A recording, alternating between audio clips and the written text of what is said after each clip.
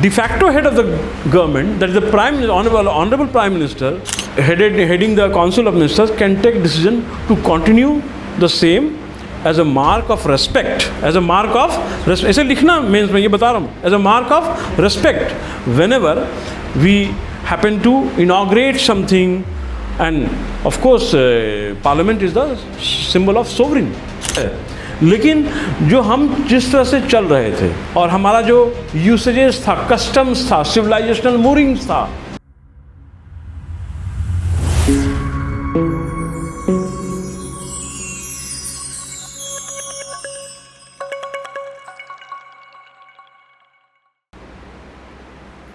the most appropriate definition of liberty.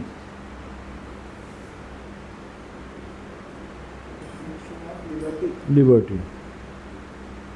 In the context of polity, which one of the following would you accept as the most appropriate definition of liberty?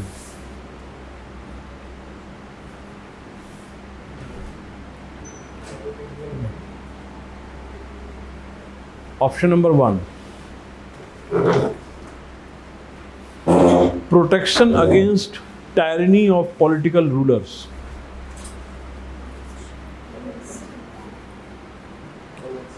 Protection against the tyranny of political rulers.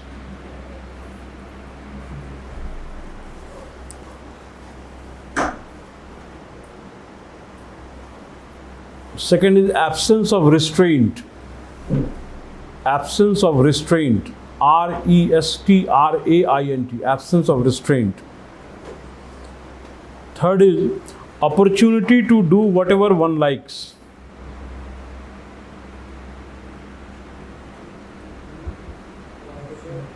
Opportunity to do whatever one likes.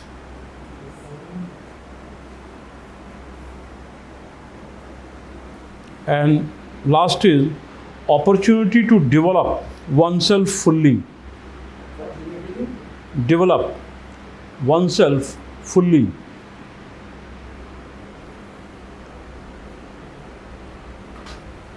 Question number 2.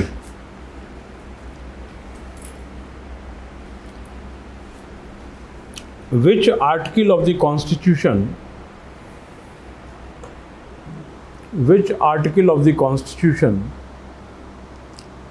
of India safeguards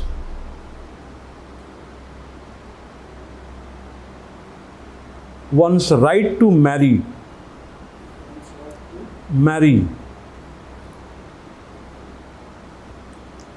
the person of one's choice?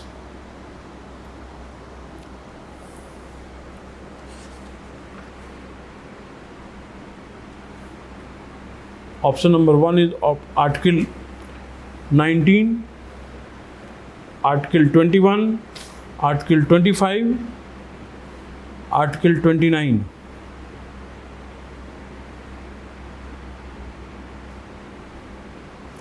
Next question. A legislation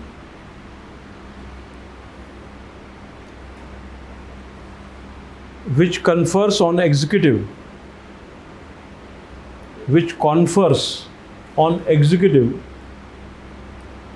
or administrative authority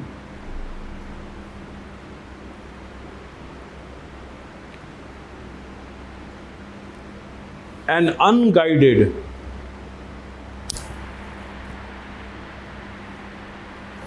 and uncontrolled discretionary power, DISCRETIONARY,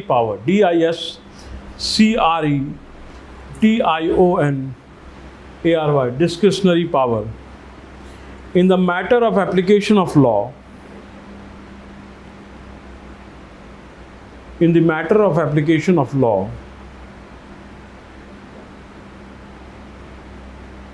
violates violates which of the following articles of the Constitution of India?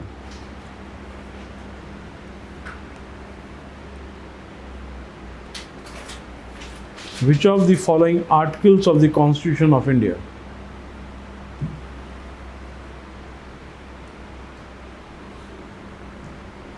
Clear है? Article 14, Article 28, Article 32 and Article 44.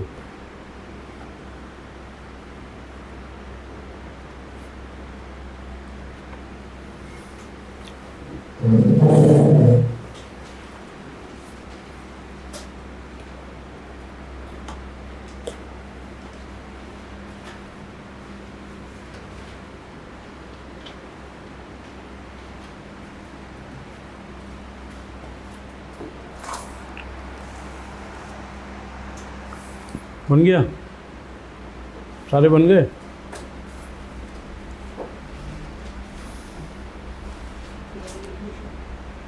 सारे question लिख लिया सभी ने? लिख लीजिए.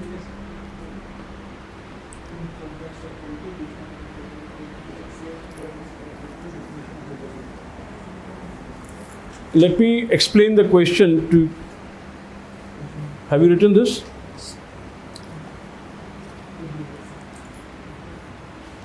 Now it is said, in the context of polity, which one of the following would you accept as the most appropriate definition of liberty? Right? We know that liberty is mentioned in the preamble of the Constitution of India. Is that clear? And the synonymous English meaning of liberty is freedom. Is freedom. And we also know how many freedoms we have learned, given, we have been given, guaranteed by the Constitution of India. In that context, because क्या कहा गया है? In the context of polity. So polity, we have already studied these all chapters. Now, the most appropriate definition of liberty first is protection against the tyranny. Tyranny means atyachar. Tyranny means atyachar. Tyranny of the political rulers. That means it's a totalitarian kind of government. It's not a welfare, it's not of talking about democratic or welfare government, right? So protection against. Second, absence of restraint. Restraint is spelling is R-E-S-T-R-A-I-N-T. Clear है? Cut me. Restraint means to control, right? रुकावट. And opportunity to do whatever one likes. अवसर मिलना चाहिए, कुछ भी हो सकता है, कुछ भी कर सकते हैं. और fourth is opportunity to develop oneself fully. अपने आप को डेवलप करने का अवसर है. तो ये चार ऑप्शन आपको दिए गए इस प्रश्न पे. ठीक है? क्लियर है? मंथन कीजिए और जवाब देना है. Second, which article of the constitution of India safeguards one's right to marry the person of one's choice. अपने से, अपने चॉइस के व्यक्ति से शादी करने का जो अधिकार है, वो आप किस इनमें से आर्टिकल में आप रखेंगे उसको. तीसरा प्रश्न, a legislation which confers on executive और एन एडमिनिस्ट्रेटिव अथॉरिटी. एक ऐसा लॉ जो एक discretionary, unguided and uncontrolled, unbridled power किसको दे रहा है? एग्जीक्यूटिव अथॉरिटी को. वो कौन सा आर्टिकल है, मतलब लेजिस्लेशन अगर ऐसा है तो, जो कि एक ऐसा कानून जो एडमिनिस्ट्रेटिव प्रशासनिक पदाधिकारी को, जो एक प्रशासनिक पदाधिकारी को क्या दे रहा है? एक असीमित शक्ति, है ना? Unguided power, unbridled power. तो ये कौन सा इनमें से आर्टिकल को वायलेट करता है? ये प्रश्न का मतलब है. फर्स्ट, सेकंड और 3 प्रश्न मैंने दिया है. अब आप बना सकते हैं.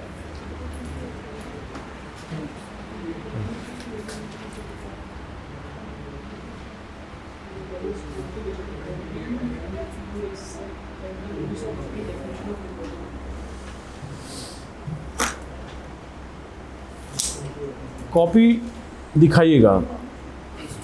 जवाब बोलकर नहीं देना है, कॉपी चेक करानी है.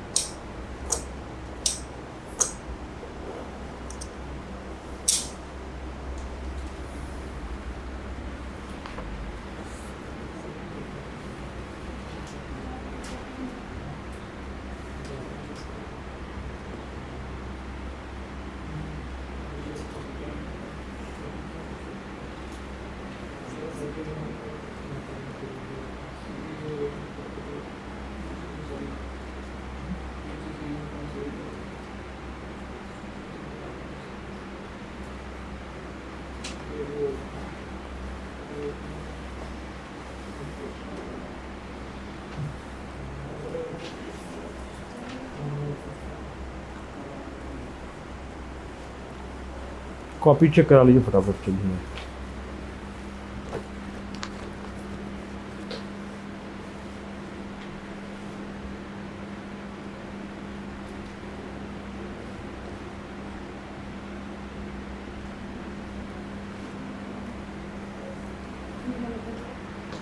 दो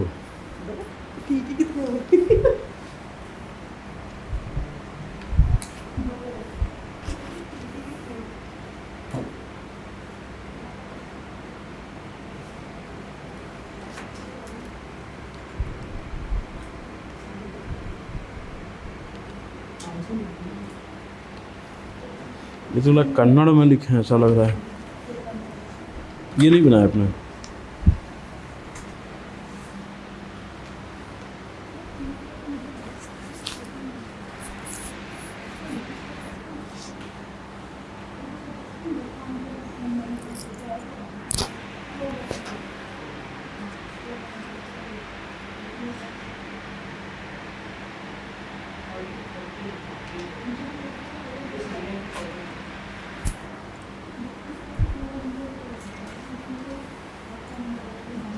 घबराना नहीं है, जरा सा भी निरुत्साह नहीं होना।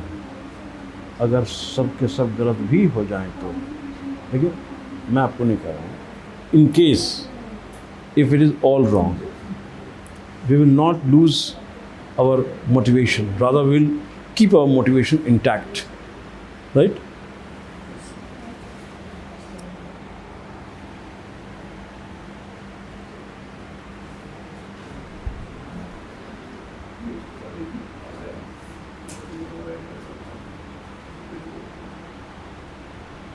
इस सब में टिक मारा है आपने?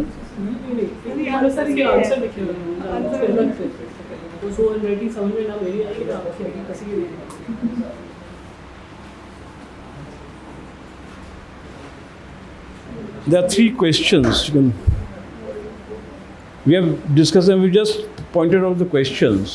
Three questions. We have started the class with the questions only. So you can help him.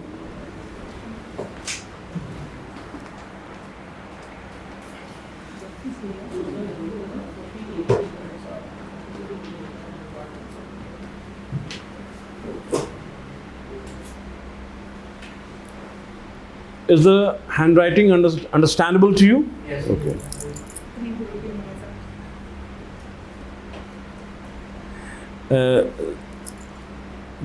Day before yesterday, someone wrote an essay, right? And he brought before me. He had a very calligraphic writing, but that was not legible. Legible means जो पढ़ा न जा सके उसको legible, L-E-G-I-B-L. But from his standpoint, he's correct. He has been used to writing cursive writing for 10 to 12 long years. So he cannot de-adopt that and adopt some new style of writing which suits my eyes, soothes my... So at least that should be written in a way. I'm not saying it's good and fairly good handwriting, but it should be legible. Right? Yes, I'll start with you. Discussion should, I'm pointing it to you. Yes, tell me discuss the first question. Explain the first question and why a particular answer that we have pointed out happens to be correct and why others are wrong. So the question, so in context of polity, which of the following would you accept is the most appropriate definition of liberty?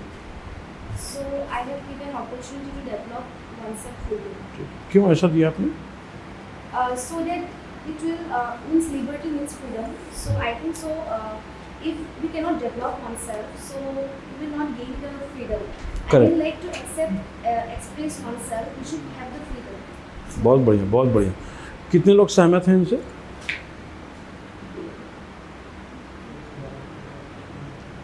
In the context of polity, question क्या है?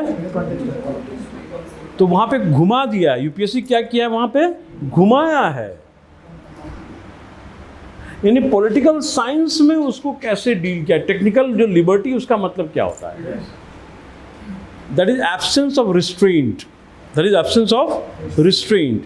एक English के synonymous meaning में आप कह सकते हैं कि लिबर्टी नहीं है, हम लोग लेकिन पॉलिटिकल साइंस में, पॉलिटी में, उसको हम लोग एब्सेंस ऑफ रिस्ट्रेंट मानेंगे। ठीक है, क्लियर है? इसको घुमाया है थोड़ा सा। वैसे फ्रीडम का मतलब तो वही होता है जो आप बोला, लेकिन वहाँ पे क्या किया देखो, घुमाने के लिए इन दी कॉन्टेक्स्ट ऑफ पॉलिटी, तो क्या हो जाएगा, एब्सेंस ऑफ रिस्ट्रेंट। चलिए क्वेश्चन नंबर, किनका किनका सही हुआ, रेज योर हैंड ईमानदारी से। ठीक है, कोई बात नहीं। मेरा कहना है निरुत्साह नहीं होना है, मोटिवेशन को बनाए रखना है। ठीक है, अगर सबके साथ गलत भी हो जाए तो पर भी, अभी तो एक ही प्रश्न है, हो सकता है 2 और सही हो जाए। चलिए let us start with the second one. What is the second question, you read second one. Which article of the Constitution of India safeguards one's right to marry the person of one's choice? ये तो बड़ा मन लायक question है आपके। तो safeguards one's right, आपका safeguards one's right, देखो यहाँ पे क्या, safeguards one's right to marry a person of his choice. तो वो क्या है, डिग्निफाइड लाइफ है ना, right to live with dignity है। तो right to live with dignity का ही ये पार्ट है। क्लियर है? तो क्या हो जाएगा आर्टिकल, ये सबका सही हुआ, वेरी गुड, आई नो ये सबका सही हो जाएगा। चलिए अब आप बताइए next, third.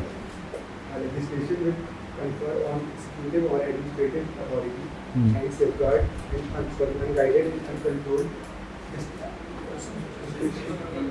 power in matter of application of law or which of the following articles of the Constitution of India? ये पहले इस प्रश्न का मतलब बताइए आप, हिंदी में क्या समझे।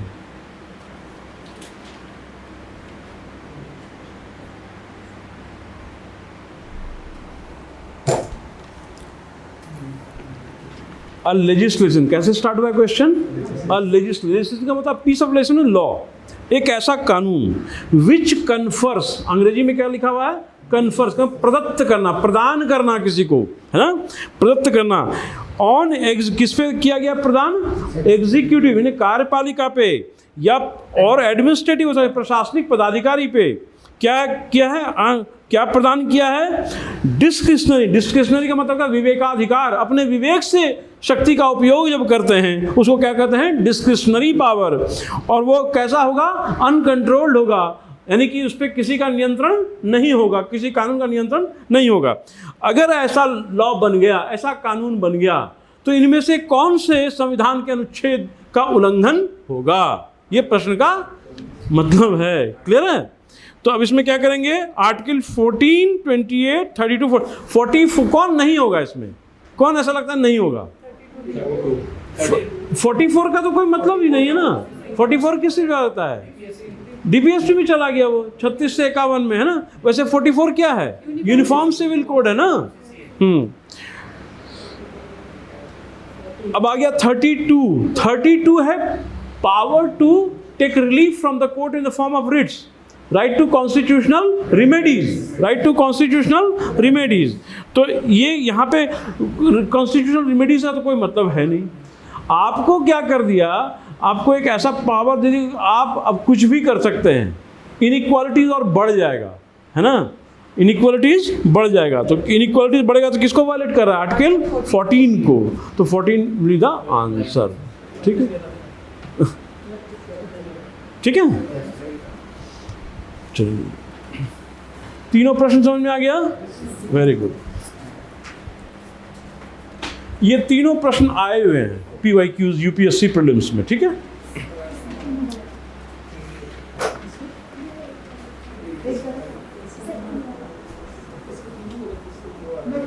तीनों किसका सही हो गया,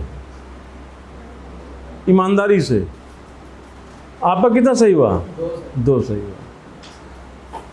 ठीक है, मेहनत करते रहिए, 3 भी सही होगा। और जिसका एक भी सही नहीं हुआ है उसको भी उदास नहीं होना है, ऐसा नहीं समझना है कि हम नहीं समझे, नहीं है कुछ। चलिए अब हम लोग चलते हैं 27 पे। 26 तक हो गया था, हाँ 26 में लिखवाया नहीं था मैंने, हाँ उसमें 3 मैंने बता दिया था ना। क्या क्या बताया था, and understandable common अंडरस्टैंडेबल, बस ठीक है, clear.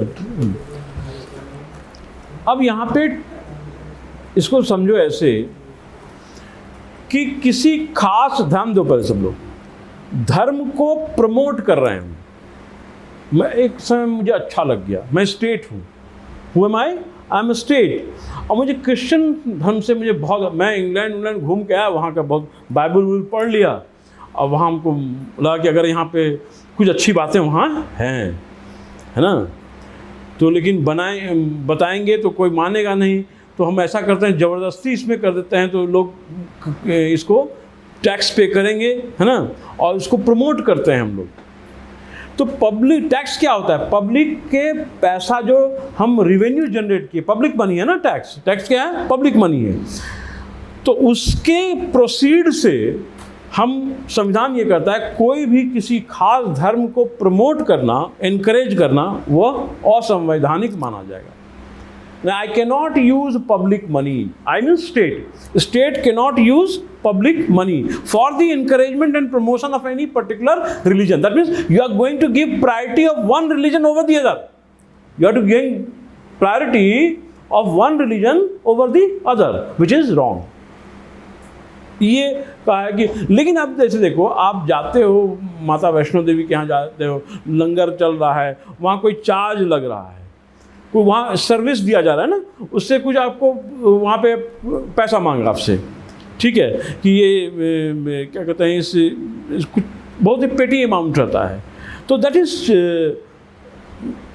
Is maintained for their upbringings, उन लोगों के अपलिफ्टमेंट के लिए कुछ ऐसा लगाया गया, तो वो चार्ज लग रहा है, तो वो इसमें इंक्लूड नहीं होगा, वो चार्ज लगना इसमें इंक्लूड नहीं, कोई फीस लगता है वो इसमें इंक्लूड नहीं होगा, वो लोकल्स है, ठीक है, उसमें स्टेट का इंटरवेंशन नहीं है, क्लियर है। अब जागरण आप करवाते हैं और आप चंदा वसूलते हैं, तो क्या उसको इसमें नहीं, तो इंडिविजुअल परसेप्शन का चीज़ है, तो उसमें नहीं हो सकता है। तो any charge, any fees will not be treated in the form of tax. तो इसमें दो बात लिखेंगे, पहला लिखेंगे, पहले लिख लीजिए, नहीं तो वो रिलीजन को प्रमोट नहीं कर रहे हैं ना, फीस क्या, रिलीजन को प्रमोट करने के लिए, ठीक है। लिखिए, पहला लिखिए, constitution prohibits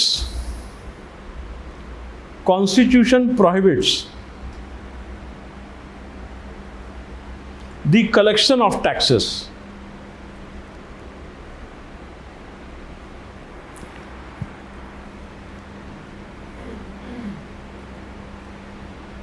comma, the proceeds of which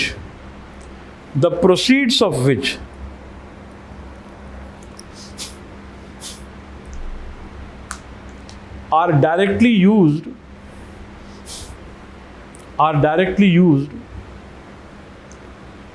to promote and maintain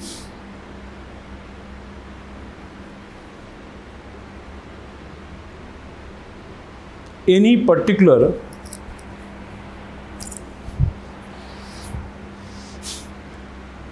religion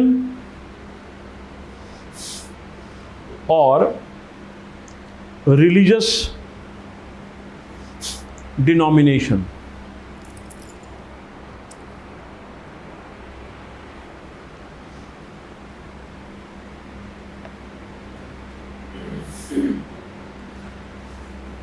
तो क्या यहाँ पे एक प्रश्न है कि संविधान, अगर क्वेश्चन ये आ जाए कि Constitution of India has given permission to the state to promote religion without using public money, तो क्या ये सही होगा?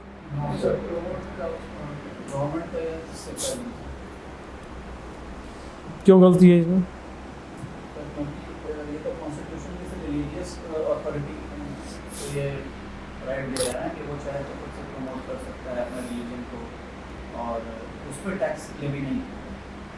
इसमें तो बीच में स्टेट आया ना, स्टेट प्रमोट कर रहा है। पैसा किसके पास आ, इंडिविजुअल के पास पैसा नहीं आएगा ना, पैसा तो स्टेट के पास आ रहा है टैक्स का में ना, उस पैसे, टैक्स के पैसे से अगर कोई रिलीजन या रिलीजियस एक्टिविटी या सेरेमनीज को प्रमोट कर रहा है, इनकरेज कर रहा है, तो वो गलत है। क्लियर है? अब प्रश्न मेरा ये है कि without the using of public money, if Constitution of India has given, does Constitution of India provide any such mechanism where you can use n number of means and without using any public money? You means state. Here you means state. So has it been permitted by the Constitution of India to the state?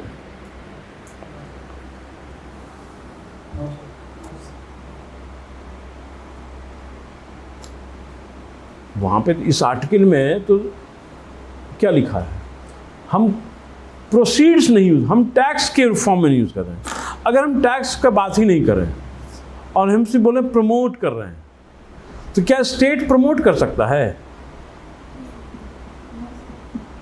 Even without using public money state can not promote. Clear है?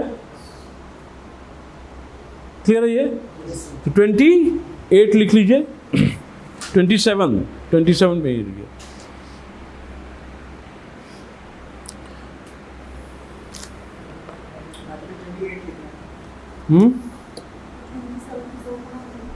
पहला लिखा ना, second लिख लिया, second point लिखिए। This also means any form of favouring, comma पैट्रनाइजिंग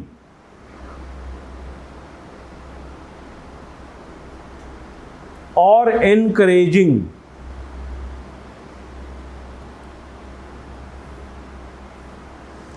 one religion over the other is unlawful.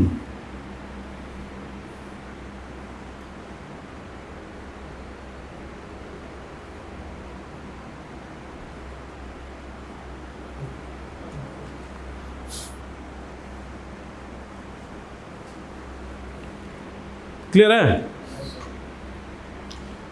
27 clear हो गया? चलिए 28 पे। अब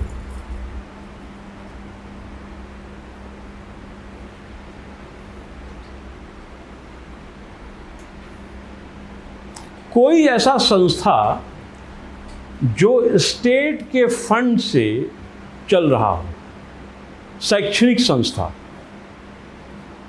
क्लियर है, जो स्टेट के फंड से चल रहा हो, होली या पार्शियल, मान लो पार्शली भी हो या होली भी हो, तो उसमें अटेंड करना है रिलीजियस इंस्ट्रक्शंस। क्या करना है? रिलीजियस, ये धर्म, किसी भी धर्म का निर्देश है वहाँ पे, और हम वहाँ पढ़ रहे हैं, और हम नहीं चाहते हैं कि हम उन सब चीज़ों को मानें, तो क्या संविधान मुझे ऐसा अलाउ करेगा कि उसको बाईपास कर दें? उसका करिकुलम का पार्ट है वो, और वो इंस्टीट्यूशन कैसे मेंटेन हो रहा है? स्टेट के फंड से, चाहे वो पूर्ण रूपेण हो या आंशिक तौर पर हो, वेदर इट इज होली और partially, there will not be any compulsion as to attend the religious instruction given in that, or had there been any provision for, let's say। तो ये लिख के दिखाइए तो अपने से, एकदम एक टुक में, एक टेक में लिखे, one take and that is final।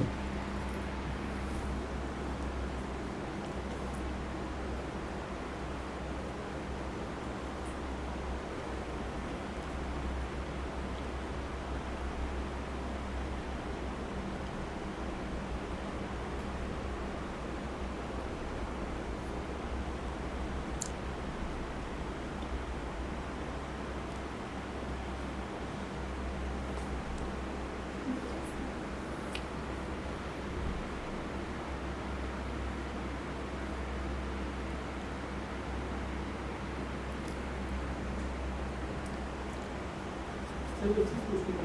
जैसे आपने कहा स्टेट प्रमोट नहीं करती किसी पर्टिकुलर रिलीजन किसी भी XYZ मीन्स को।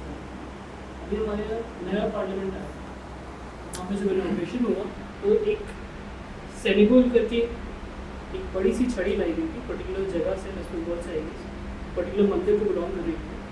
तो वो क्या प्रमोशन तौर पर नहीं देखा जाएगा?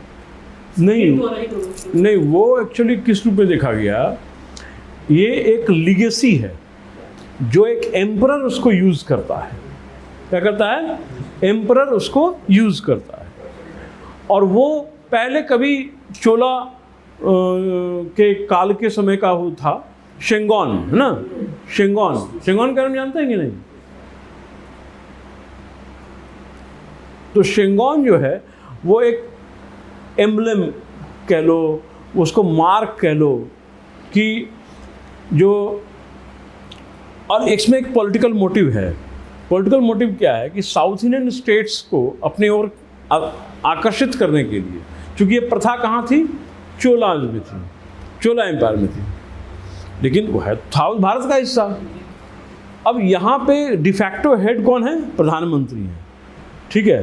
तो वो उनके पास ये लिबर्टी है कि वो ये अनकॉन्स्टिट्यूशनल नहीं है, ये very much within the ambit of constitution. क्योंकि देखो दो दायरा है, एक है कॉन्स्टिट्यूशन, दूसरा है अनकॉन्स्टिट्यूशनल। कोई भी एक्ट, कोई भी लॉ अनकॉन्स्टिट्यूशनल जैसे उसको करार दिया गया, इसका मतलब क्या वो जानते हो? उसका मतलब ये है कि वो डिग्निटी और राइट्स हार्म हो रहा हो, वायलेट हो रहा हो। ह्यूमन डिग्निटी या ह्यूमन राइट्स जो है, फंडामेंटल राइट्स, वो वायलेट हो तो उसको अनकॉन्स्टिट्यूशनल मतलब। इवन राष्ट्रपति को अब ये वायलेशन हुआ कॉन्स्टिट्यूशन का, ठीक है?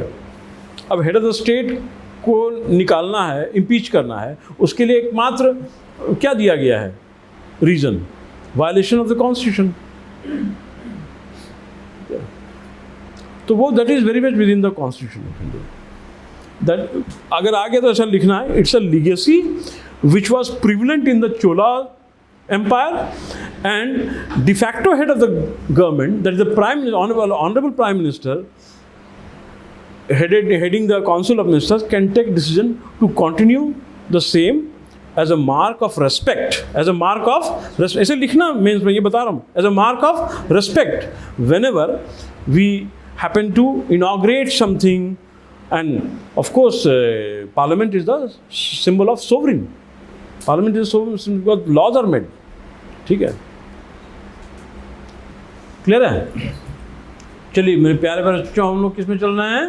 28 पे। तो 28 में लिखिए पहले से, this article provides freedom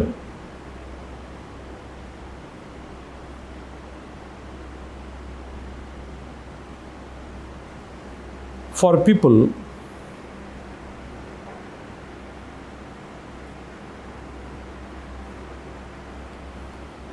from attending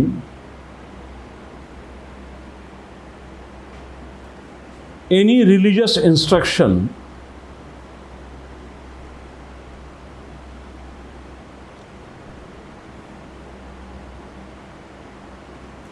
by educational institution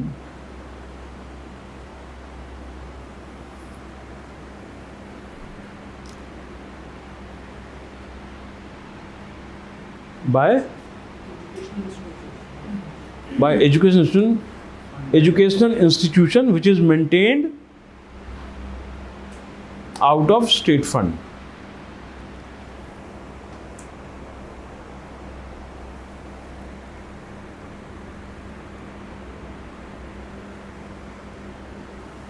अब 4 तरह के इंस्टीट्यूशन को कैटेगराइज किया गया है, वो लिखें वैसे कौन कौन से संस्थान हो सकते हैं? 4 तरह। पहला लिखिए, Holi maintained by the state, WHOLLY, Holi maintained by the state.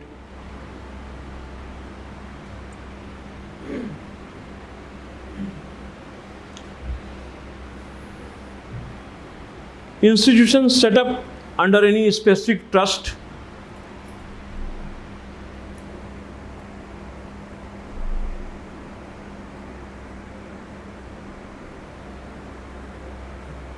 but administered by the state,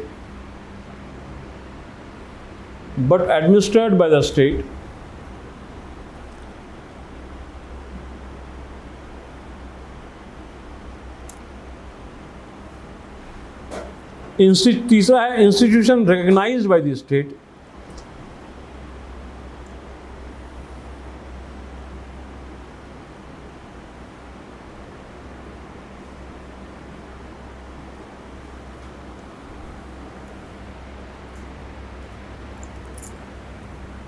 institution receiving aid from the state,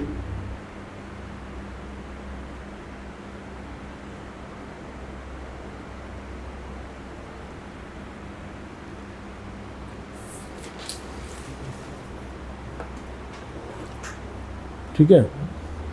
तो ये सारे इंस्टीट्यूट उसमें शामिल होंगे। क्लियर है?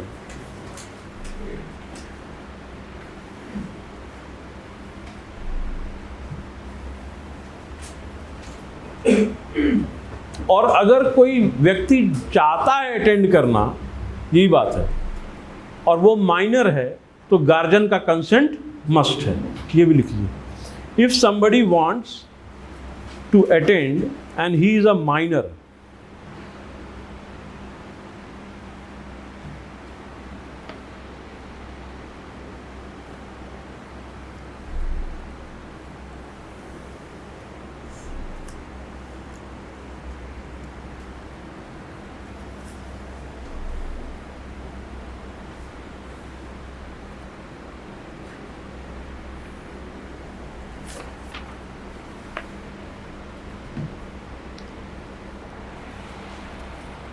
तो 25 से 28 जो सेक्युलरिज्म वाला पार्ट है आपका ओवर हो गया। अब हम लोग चलेंगे 29 में। क्या है 29 और 30? क्या डिफरेंस है उसमें 29 और 30 में? 29 के तहत कोई भी एजुकेशन इंस्टीट्यूशन को एस्टैब्लिश किया जा सकता है, और 30 के तहत ये है कि कोई किसी भी एजुकेशन इंस्टीट्यूट जो माइनॉरिटी के द्वारा रन किया जा रहा है ऑन द ग्राउंड्स ऑफ, हाँ, सबसे पहले ये आप लिखेंगे लैंग्वेज है, कल्चर है, स्क्रिप्ट है। कि originally in the constitution these two articles are meant for minority, cultural and educational rights for minority. सबसे पहले ये बोल दिया आपने, ठीक है। अब उनका पहला क्या है 29 में ये है कि वो अपना लैंग्वेज, स्क्रिप्ट और कल्चर की बात की गई है। क्या है? लैंग्वेज, उनकी भाषा, उनका लिपि, स्क्रिप्ट इज लिपि। लिपि अलग होता है, देवनागरी लिपि होता है हिंदी के लिए, और इंग्लिश के लिए रोमन लिपि होता है, गुरुमुखी लिपि होता है पंजाबी के लिए, है ना। तो ये सब भाषा और लिपि अंतर है। तो स्क्रिप्ट, लैंग्वेज और कल्चर को बचाए रखने के लिए, ठीक है। तो उसमें क्या होगा 29 में सबसे पहला पॉइंट लिखिए, it protects the interest of minorities, it protects the interest of minorities.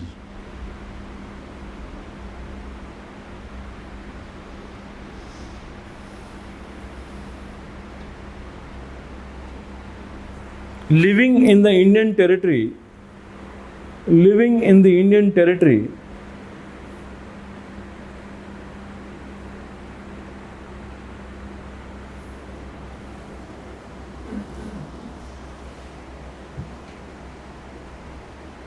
and to have the right to conserve, and to have the right to conserve, and to have the right to conserve, conserve का मतलब संरक्षण करना, and to have the right to conserve their language, comma, culture और script।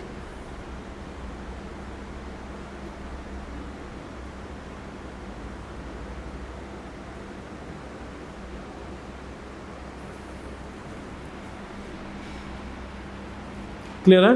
पूरा पढ़ो क्या लिखा।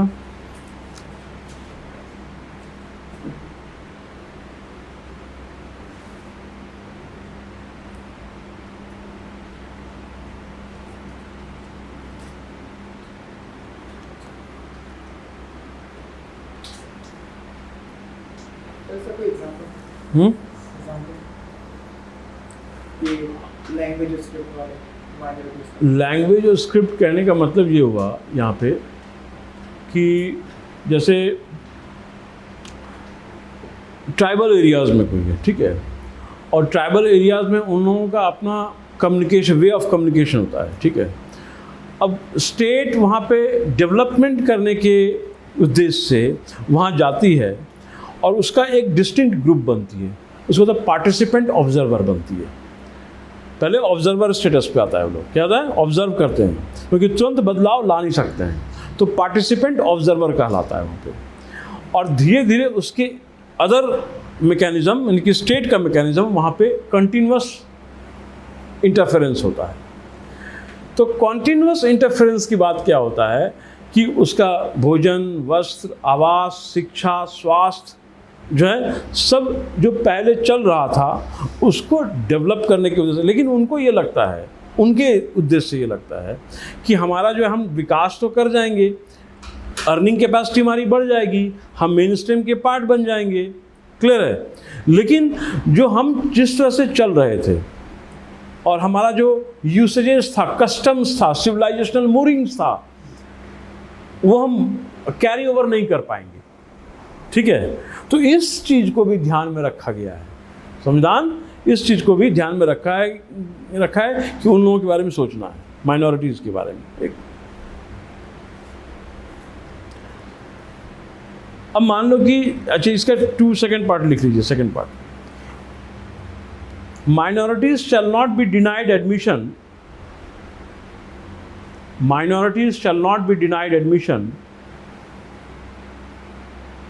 into any educational institution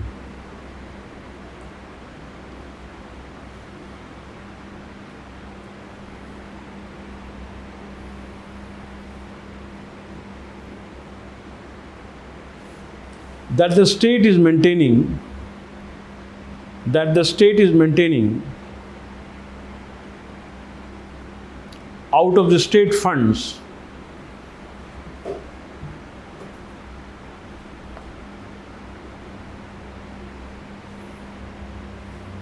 only on the grounds of caste, comma religion, comma race, or any of them.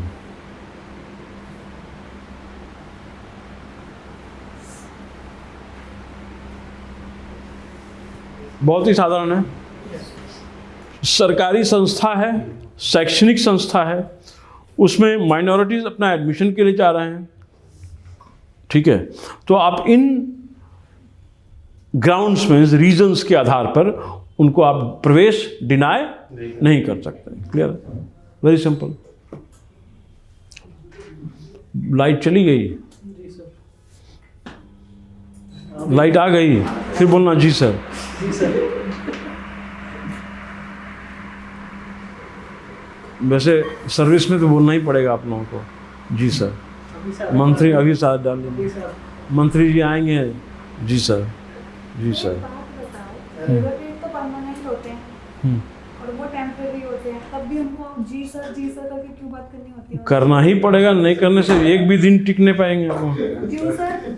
और हम तो परमानेंट, मतलब जो आईएएस होते हैं वो तो परमानेंट होते हैं। They are the political executives. Backbone of the country होते हैं। They are the, I agree, they are the political executives.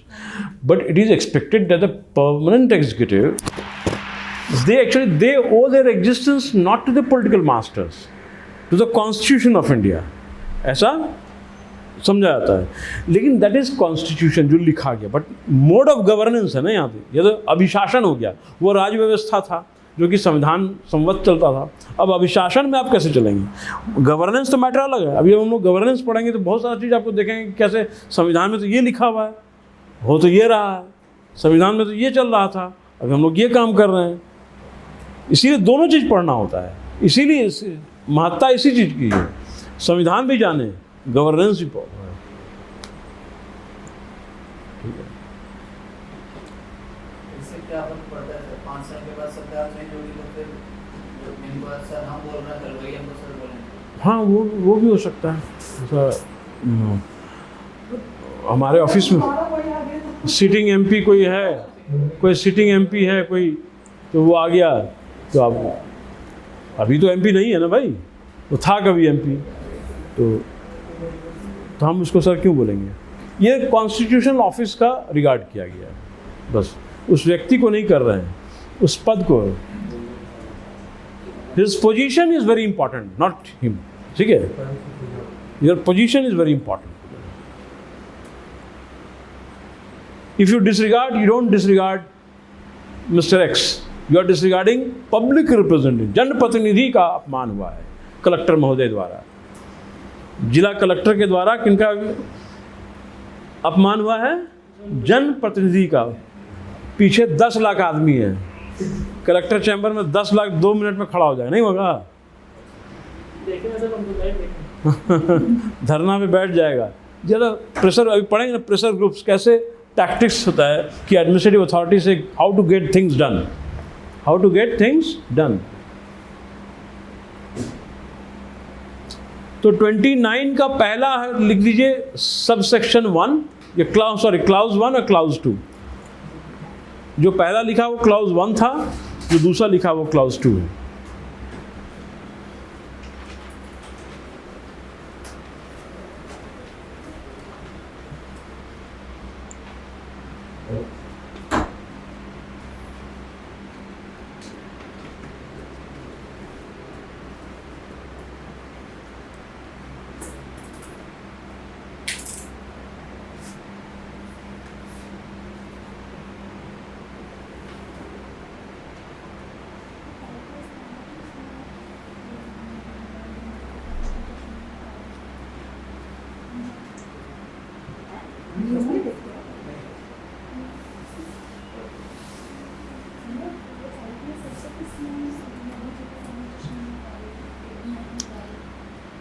अब यहाँ पे जो माइनॉरिटी शब्द का यूज कर रहे हैं वो कौन सा, लिंग्विस्टिक है कि रिलीजियस है, या दोनों है? लिख लीजिए वहाँ पे, नोट में डालिए नीचे। Here the term minority refers to religious and linguistic.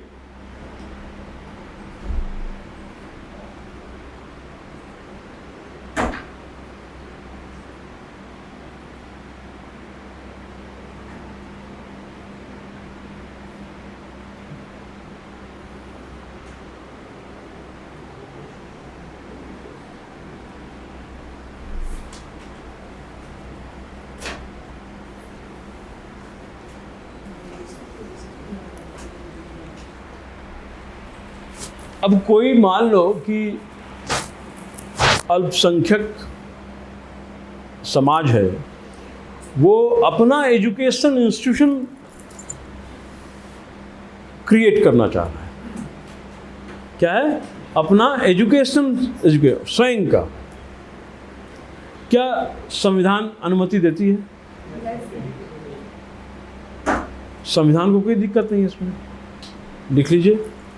Constitution does not have any inhibition. Constitution does not have any inhibition.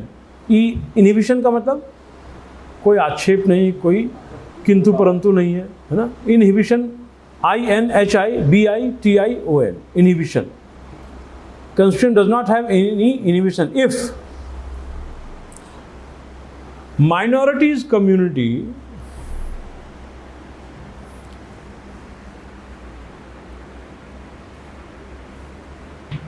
decides to form and administer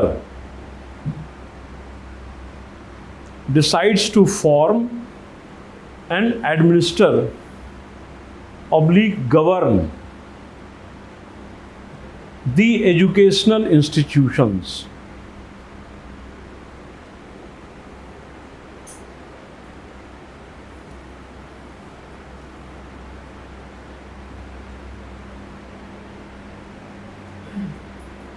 अब यहाँ पे एक होमवर्क है आप लोगों के लिए, डाल दिए। संविधान तो 1950 में आया ना, बाद में सुप्रीम कोर्ट ने ऑब्जर्व किया कि 29 जो है वो माइनॉरिटीज के लिए बना हुआ है, लेकिन it applies to all people, whereas 30 is exclusively for minorities. समझे बात को? निश्चित समझो। कल्चरल, हम लोग क्या पढ़ रहे हैं? Cultural and educational rights for, ये एकदम क्लियर कट है। संविधान जब लागू हुआ यही है, क्या है? It is meant for minorities exclusively, clear है?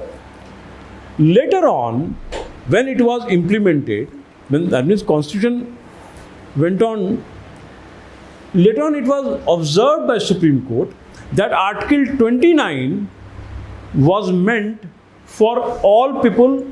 Why should we segregate to minorities only?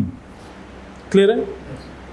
Whereas 30, insofar as the education institutions are concerned, that state will not deny any person his admission into the education institution. If you want, let's say there is 2, and if you want to form, यहाँ 30 में क्या हो गया? Formation हो रहा है, govern कर रहा है, एडमिनिस्टर कर रहा है, तो वो राइट सिर्फ माइनॉरिटीज़ के लिए वो रेस्ट्रिक्ट हो जाएगा। किसमें? रिलीजियस और लिंग्विस्टिक। तो वहाँ पे आप लिख लीजिए, होमवर्क ही नहीं है कि सुप्रीम कोर्ट के ऑब्जर्वेशन को हमको पढ़ना है इन डिटेल, एससीज ऑब्जर्वेशन,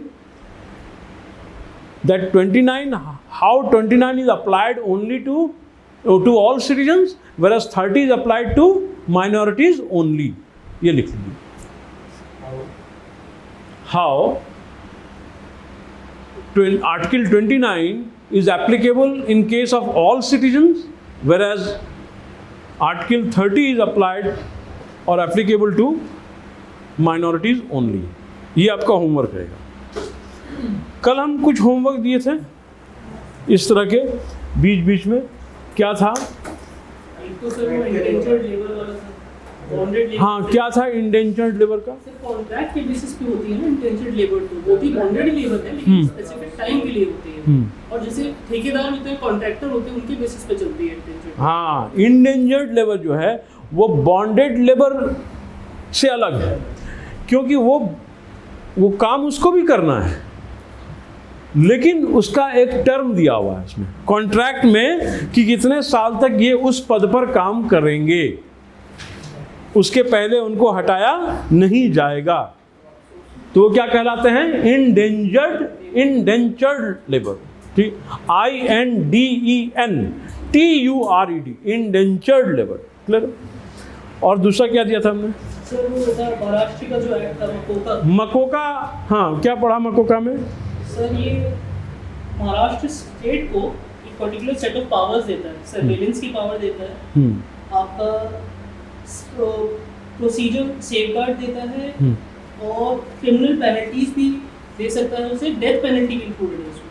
ठीक है, ये कुछ पावर्स दी हैं मकोका के बारे में। महाराष्ट्र को बताइए, बिहार का एड्रेस असद का कुछ था। बिहार वाला पढ़े थे आप क्या? देख लीजिएगा उसको। ठीक है, और भी कुछ दिया था, राइट टू एजुकेशन 2009, क्या था उसको? It mandates compulsory and free registration from 6 to 14 years. तो ठीक है, 2009 में क्या ऐसा आया, इसको गहन अध्ययन कीजिएगा आप लोग। ठीक है, अगले क्लास में 2009 का लिख लीजिए। राइट टू एजुकेशन एक्ट जो 2009 है उसको पढ़ना है। ठीक है, स्टैच्यूट, हाँ इम्प्लीमेंट हो गया इसको 2009, राइट टू एजुकेशन। ये स्टैच्यूट जो है पार्लियामेंट का, उसके बाद इंडिया सर 135 कंट्रीज में से एक बन गई थी जिसने राइट टू एजुकेशन को फंडामेंटल राइट में भी मान्यता दे दी। नहीं, वो तो ठीक है, उसको इम्प्लीमेंट कराने के लिए 21A को इम्प्लीमेंट करने के लिए ऐसा क्या, मेरा प्रश्न क्या, देखो 21A हम लोग सब जान गए, अब राइट टू एजुकेशन शिक्षा का अधिकार है। उस शिक्षा के अधिकार को कार्यान्वित करने के लिए, in order to implement that, a separate statute, what necessity was there to pass, for the parliament to pass the right to education 2009? इस पे आपको ध्यान देना है। मेंस रिलेटेड क्वेश्चन हो गया ये वाला पार्ट। ठीक है, what necessity was there? हाँ, और कौन था? हाँ, why right to, very good question, why right to property does not include, नहीं प्रॉपर्टी नहीं, रिलीजियस नहीं, प्रोपगेट है, प्रोपगेट रिलीजन, प्रसार करना, धर्म का प्रसार करना, क्या इसमें धर्म का परिवर्तन करना, अब कन्वर्ट का मतलब परिवर्तन होता है ना, तो वो क्या इसमें इंक्लूड है, और अगर इंक्लूड नहीं तो क्यों नहीं इंक्लूड है, ये प्रश्न यही था ना, व्हाई डजंट इंक्लूड, क्या लगता है? परिवर्तन से प्रचार नहीं होता, परिवर्तन से प्रचार नहीं होता, नहीं परिवर्तन प्रचार वाली बात देखो, समझो बोली बात को, आप हैं इस्लाम, आप इस्लाम धर्म को मानते हैं, क्रिश्चियनिटी में तब्दील हो गए किसी के अनड्यू इन्फ्लुएंस में आके, किसी के अनड्यू इन्फ्लुएंस में आके, फोर्स से, कोएर्सन से, फ्रॉड्यूलेंट मीन से, ये सब तरीका अगर अपना कर कोई कर रहा है, इसी चीज को बचाने के लिए क्या कहा गया कि आप स्वेच्छा से इसमें आए, न कि इसमें, इसलिए वो सब दिया गया हुआ रीजन पढ़े हो गए आप ना, कौन कौन सा रीजन है? फ्रॉडुलेंट मीन्स होगा अनड्यू इन्फ्लुएंस, क्लियर है?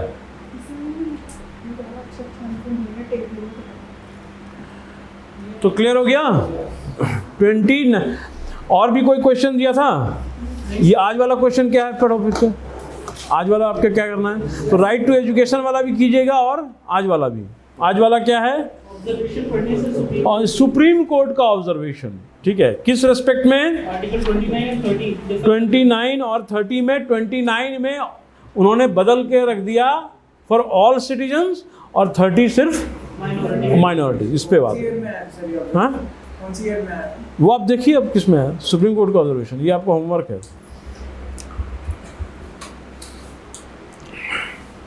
चलिए अब हम लोग चलते हैं 30 के बाद क्या आता है? 31 है, 30 नहीं हुआ है, 29 हुआ है। अच्छा 30 लिख लीजिए, तो एक पॉइंट लिखें सर, एक पॉइंट और बाकी। एक पॉइंट और बाकी है, लिखिए 30। ये कॉन्स्टिट्यूशन वाले कितना 30? ये constitution does not have any inhibition if minorities community decides to form. तो हाँ जो लिख लिया ना, हाँ हाँ 31 हो गया वो, और 32 लिखिए, 30/2, आई मीन ब्रैकेट में 2।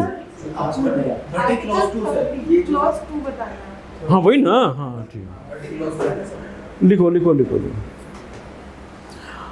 अब ये तो पहले में आपने क्या लिखा, पहले में देखा कि भाई आप डिनाई नहीं करेंगे ना, बना सकता है स्वेच्छा से, फॉर्म कर सकता है स्वेच्छा से, क्लियर है? अब यहाँ पे है कि एड अगर की बात की, इसमें ग्रांटिंग एड की बात की गई है, तो वहाँ पे ग्रांटिंग एड, भाई मैं भी उतना ही दावेदार हूँ जितना कि अन्य। सरकार से अगर एड का मतलब मदद हो गया, मदद राशि लेना है, किस लिए लेना है? एजुकेशनल इंस्टीट्यूशन को हम स्टैब्लिश करें, बिल्डिंग बनवाना है और भी सारे संचालन कार्य है, तो उसके लिए पैसा चाहिए। पैसा कौन दे रहा है? स्टेट एड के फॉर्म में दे रही है, तो मैं भी, मुझे डिनायल नहीं मंजूर होगा, मुझे डिनाई नहीं कर सकते हैं आप, ठीक है? तो लिखिए, while granting aid to the educational institutions,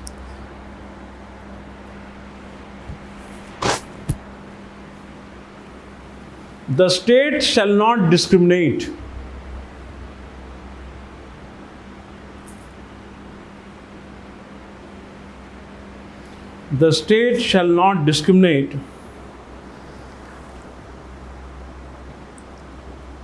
on the ground that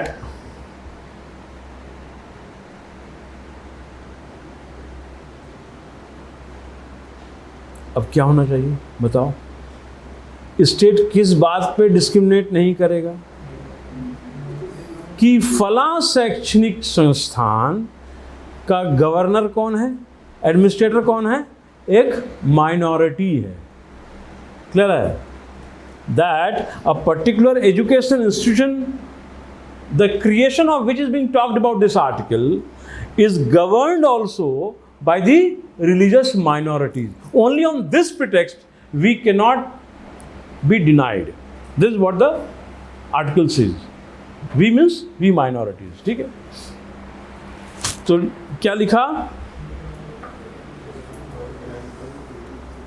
On the ground that a religious or linguistic group administers or governs a particular institution.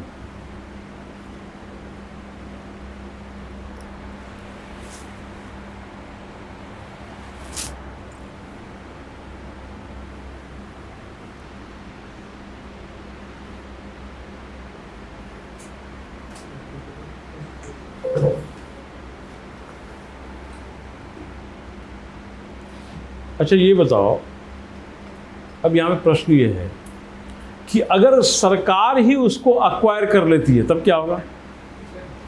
अभी तक कौन गवर्न कर रहा था? माइनॉरिटीज कर रही थी, उसको पैसा मिल रहा था ना, तो चल रहा था आराम से काम।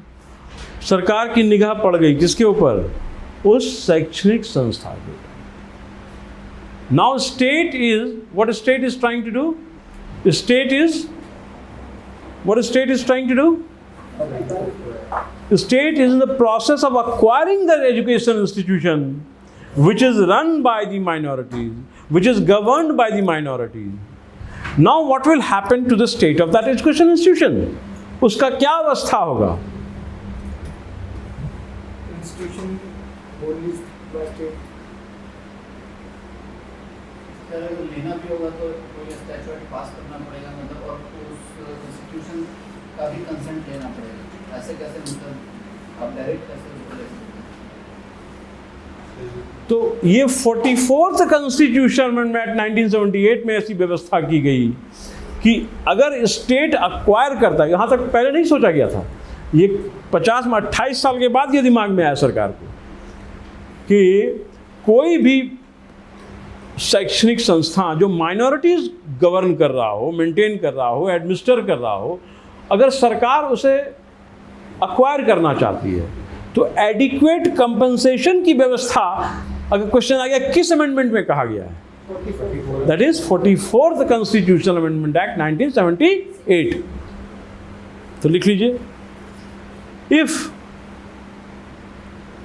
अलग से नोट लिखिएगा ये वाला, if the state wants to acquire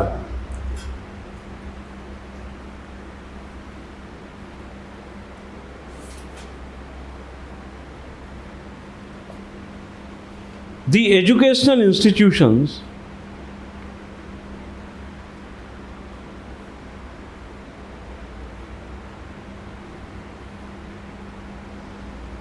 if the state wants to acquire the educational institution run, governed, administered by the minorities,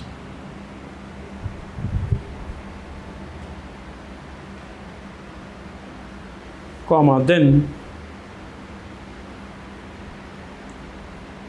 adequate compensation, then adequate compensation should be provided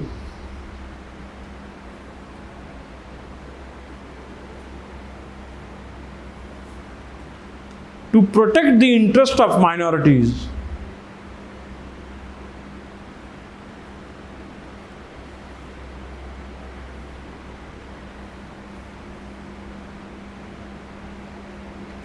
In favor of the institution. In favor of the institution.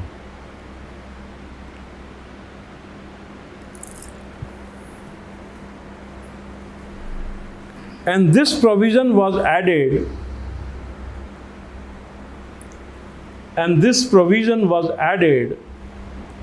by way of 44th Constitutional Amendment Act 1978.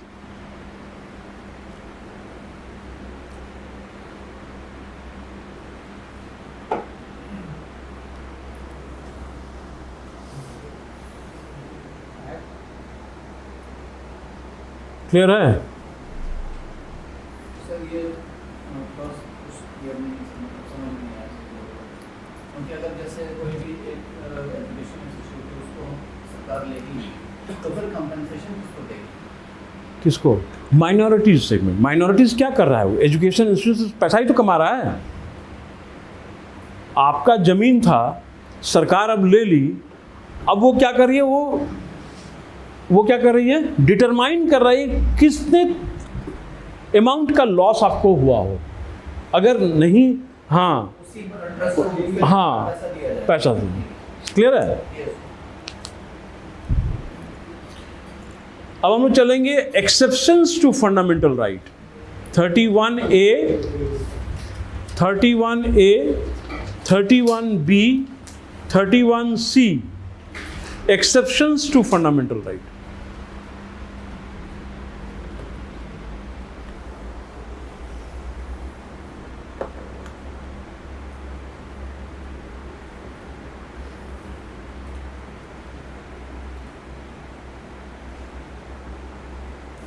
पहले ये समझ लिया जाए कि इसका मतलब क्या होता है exceptions to fundamental right.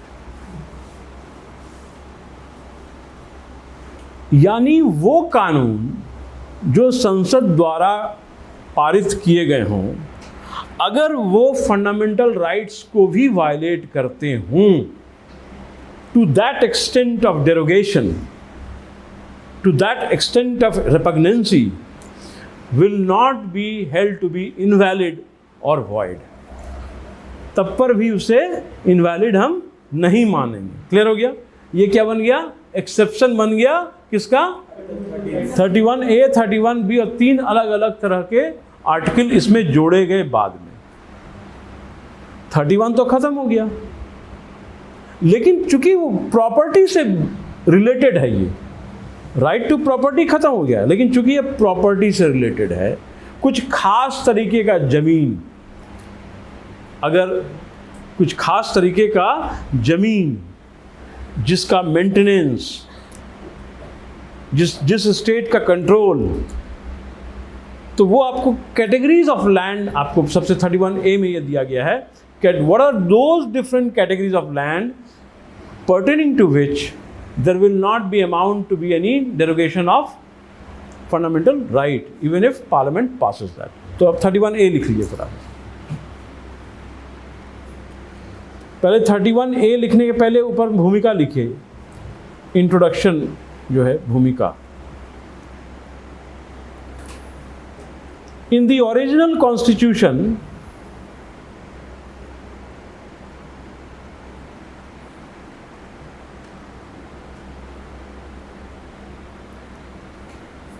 exceptions to fundamental right was not provided।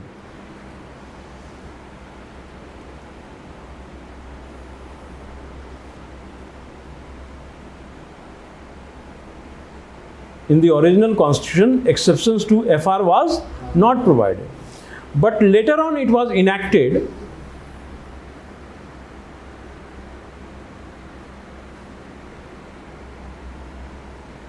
to protect certain parliamentary laws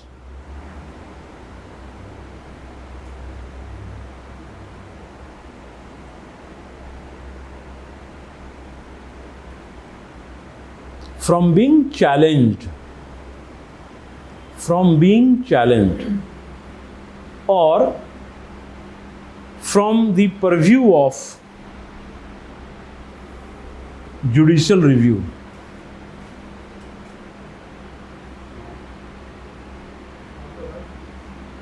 From being challenged or from the purview of judicial review। इनका न्यायिक पुनरावलोकन नहीं हो पाएगा। क्लियर है? तो आ जाइए 31A पे।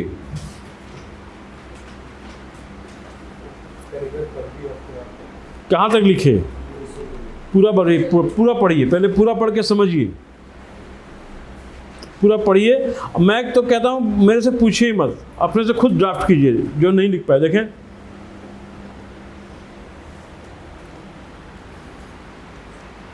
कभी कभी क्या होता है, मेन एग्जामिनेशन में याद किया वो क्वेश्चन आ जाता है, तो आदमी का दिमाग उस रटे हुए आंसर्स पे ही रहता है। क्लियर? समझो बात को। लेकिन कुछ ऐसा एग्जामिनेशन हॉल में कोई आ गया अचानक कुछ, तो वो पॉइंट भूल जाता है आदमी, ये मेरे साथ हुआ है।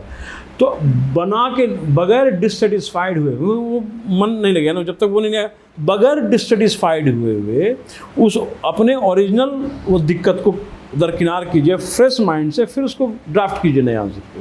दैट इज़ व्हाट रिक्वायर्ड, ठीक है। क्योंकि भीतर से तो ये काटते रहेगा कि जब तक वो याद नहीं आएगा तो मन नहीं लग रहा है कि वो बढ़िया से एकदम स्ट्रेट, लेकिन क्या करोगे, दिमाग से भूल गया, उतर गया आदमी। अब मैं ही मान लो कि यहाँ पे इलेक्ट्रिसिटी चला गया, नहीं बोल पाए, कुछ सर चले गए, कुछ भी हो गया, अब कैसे ड्राफ्ट करोगे? यही लाइन है ना, देखो यहाँ पे लाइन क्या है, in the original constitution exceptions to FR was not provided, but later on Jiglika was enacted to protect certain parliamentary laws, LAWS from being challenged from the purview का स्पेलिंग क्या हुआ? PURVIE purview of judicial review, ठीक है। 8 बना रहे हैं, बनाइए। Sir 24th amendment से होता है, 24th अमेंडमेंट में तो ऐड हुआ था क्या? कभी बने 1971 में। 24th और 25th में आई पहले ये लिख ली, उसके बाद हम बनाएंगे।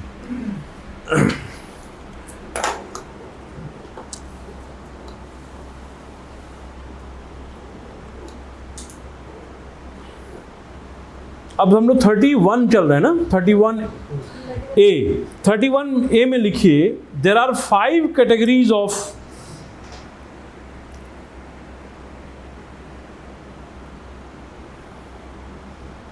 laws, LAWS, which governs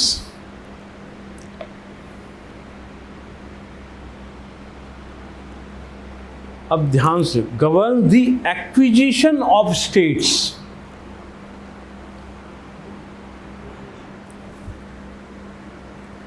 अब ये लॉ क्या है? अब हम क्या पढ़ रहे हैं? पार्लियामेंट्री लॉ ये बने, ये किस चीज के लिए बने हैं? क्या ये संकेत कर रहा है, क्या इंडिकेट कर रहा है, बताओ? एक्विजिशन ऑफ स्टेट, कि सरकार अगर किसी जमीन को जबरन अगर ले भी लेती है तो कुछ खास कंडीशंस में वह कोर्ट में चैलेंज नहीं हो पाएगा। क्लियर है? अब तक क्या था, राइट टू प्रॉपर्टी चला गया तो अब वो लीगल केस, लीगल है राइट, तो आपको फाइट करना हो कंपनसेशन के, ठीक है। तो यहाँ पे एक अलग मोड है, तो आपको कंडीशन आपको लिखना है ना, समझ में आ रहा है कौन कौन तरह कंडीशन, ये कंडीशन गाइड कर रहा है किसको? लॉज को, पार्लियामेंट्री लॉज। तो पहला लिखिए पॉइंट नंबर 1, अगर if the state has been acquired, ESTATES,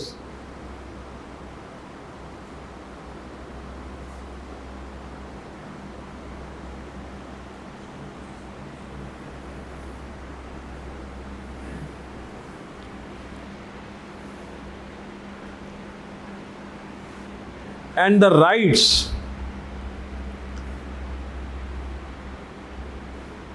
related to it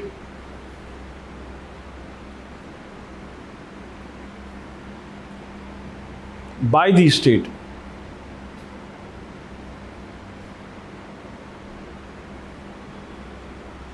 अब स्टेट का मैनेजमेंट ऑफ प्रॉपर्टीज भी अगर हो, सेकंड लिखिए, if the management of properties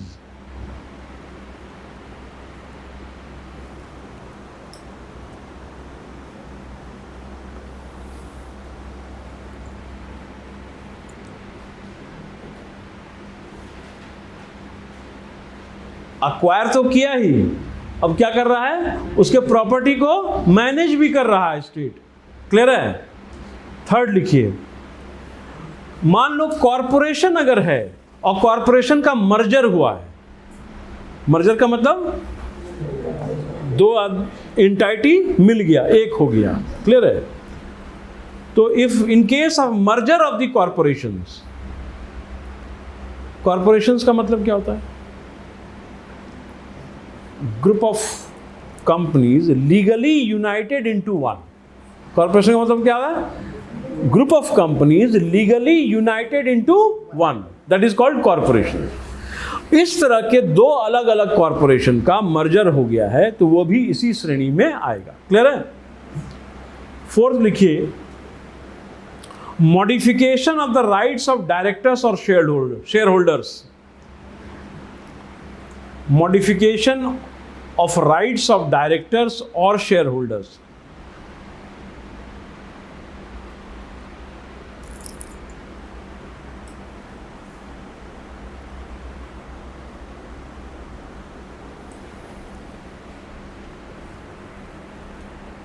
यानी उसके बाद क्या हुआ कि अगर शेयर होल्डर्स के राइट्स पे मॉडिफाई किया गया तो शेयर होल्डर्स का राइट्स को जो मॉडिफाई कर उसका राइट्स अफेक्टेड हो गया ना, in relation to the position that they are holding, in relation to the responsibility that they are discharging और the position that they are holding, तो उसमें डिस्टर्बेंस हुआ, वेरिएशन हुआ, चेंजेस आए।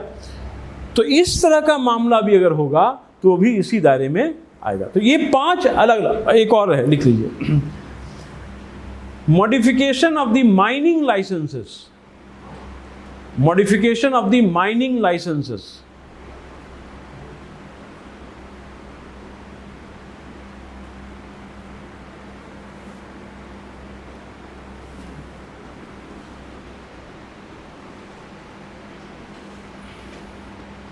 और यहां पर भी यही है कि अगर जिसका भी होगा 31A तो 14 और 19 जो है वो वायलेट नहीं हो रहा है, तो वहां पे लिखिए 14 and 19 is not getting violated.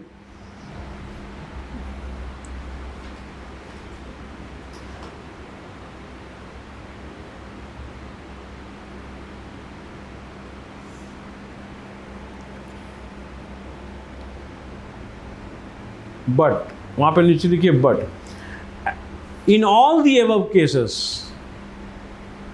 Adequate compensation. Again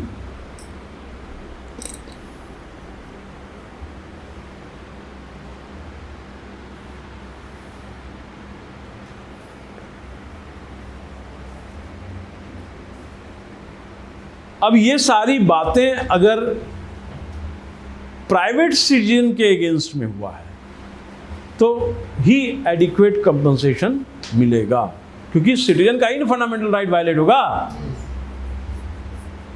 clear हो गया? एक बार फिर से पढ़िए इसको, 31A को आराम आराम से पढ़िए, पूरा समझने का कोशिश कीजिए।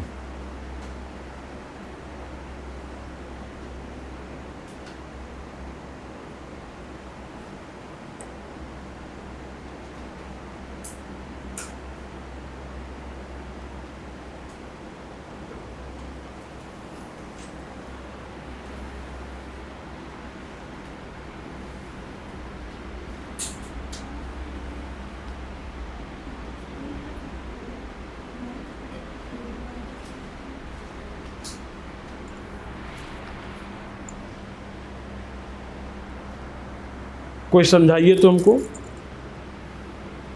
जितना मंथन कीजिएगा चीज़ें आसान होती चली जाएंगी। सारे पॉइंट्स कौन समझा सकता है पढ़ के पूरे क्लास को?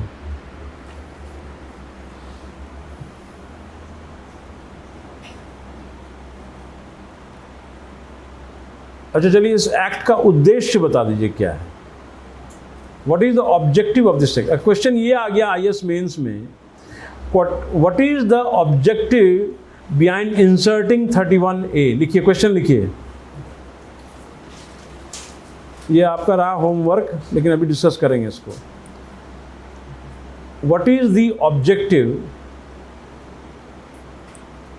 लिखा, behind inserting Article 31A,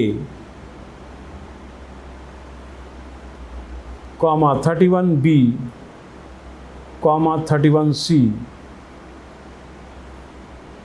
full stop, discuss separately। आप तो सोचे कि बड़ा आराम से बता देंगे, इन सेकंड में यूपीएससी क्या बोला? Discuss separately.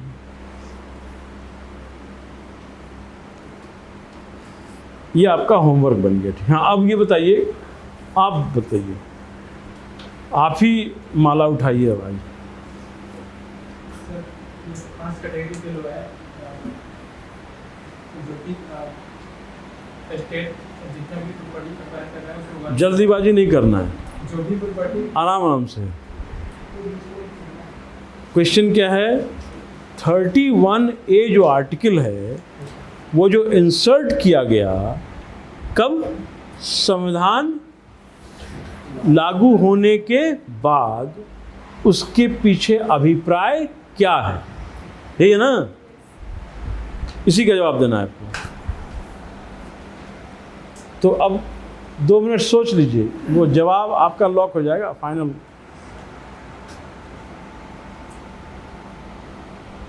घबराना जरा सा भी नहीं है। शिक्षक महोदय पूछ रहे हैं, सब सुन रहा है हमको, गलती हो गया तो क्या होगा, ऐसा कुछ नहीं। Take it as an opportunity, grab this opportunity to present before the class. Today you are presenting before the class, tomorrow you may have the option to present before the large gathering, hopefully. चलिए बोलिए। Sir पहले जो article 31 था ये right to property पर था, तो हटा करके आर्टिकल 31A 31B 31C लाया। नहीं, यहाँ गलत हो गया। नहीं इसे फंडामेंटल इनको क्या गलती इन्होंने बोला? उनको हटा करके, नहीं ऐसा कुछ नहीं है, हटा करके नहीं, ये सेपरेट है चीज़, ये मामला सेपरेट है। अच्छा 21 और 21A में कुछ है ऐसा नहीं है ना? एक शिक्षा बात कर रहा है, जीने का अधिकार, उसको मतलब ही नहीं है। वो तो अपनी सुविधा अनुसार वहाँ पे डाल दिया 21A, दैट इज सेपरेटली। 31 को हटा दिया आपने, ठीक, वो 31 तो वो खत्म हो गया। अब now we are talking about 31A only.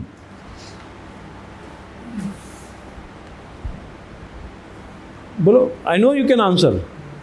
फिर इसमें 5 फ्लोर पे जो कि गवर्नमेंट द्वारा जितना भी प्रॉपर्टी एक्वायर किया जा रहा है उसको गवर्न कर दिया, उसको गवर्न करता है, उसको क्या करता है? Govern govern. जैसे कौन गवर्न करता है? फिर से पढ़ो, क्या लिखा है? लॉ गवर्न करती है। जो भी ये कंडीशन है ना, ये कंडीशन है। इस तरीके से अगर किसी का प्रॉपर्टी अक्वायर होता है और ये फलस्वरूप बातें होती हैं, तो वह फंडामेंटल राइट 14 और 19 यूजुअली जो वायलेट होता था, इस केस में नहीं माना जाएगा कि वायलेशन हुआ है। क्लियर है? फिर समझो, ये 4-5 कंडीशन ऐसे हैं जिसमें अगर स्टेट अक्वायर भी करती है प्रॉपर्टी जो 14 और 19 को वायलेट कर सकता था, इस कंडीशन में वायलेशन नहीं होगा, नहीं माना जाएगा। क्लियर है? कौन कौन सा कंडीशन है बता दो, बगैर देखे बताना। चलो तुम बता दो कौन कौन सा कंडीशन है। if state has acquired or rights of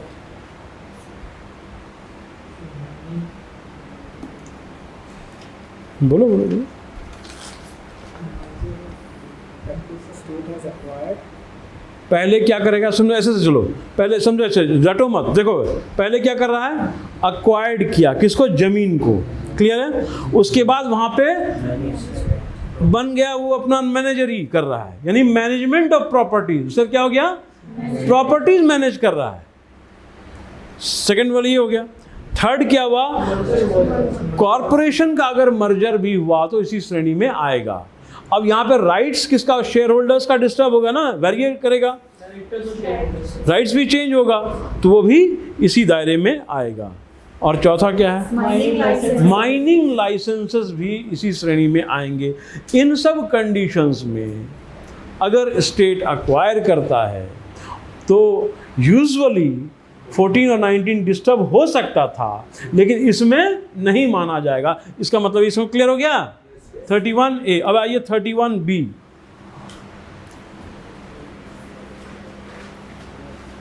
sir इसमें एडिक्वेट कंपनसेशन भी तो देना पड़ेगा, आपने बताया था। हाँ वो भी बिल्कुल सही, वेरी गुड वेरी गुड।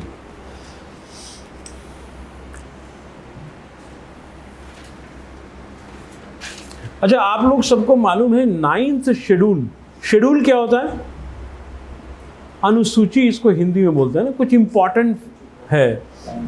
जैसे पॉपुलरली 8th शेड्यूल भाषा के बारे में बात करता है, 7th शेड्यूल डिफरेंट लिस्ट्स है उसके बारे में बात करता है, 2nd शेड्यूल पैसे के बारे में बात करता है, सैलरी के बारे में बात होता है, इमोलूमेंट्स के बारे में बात होता है।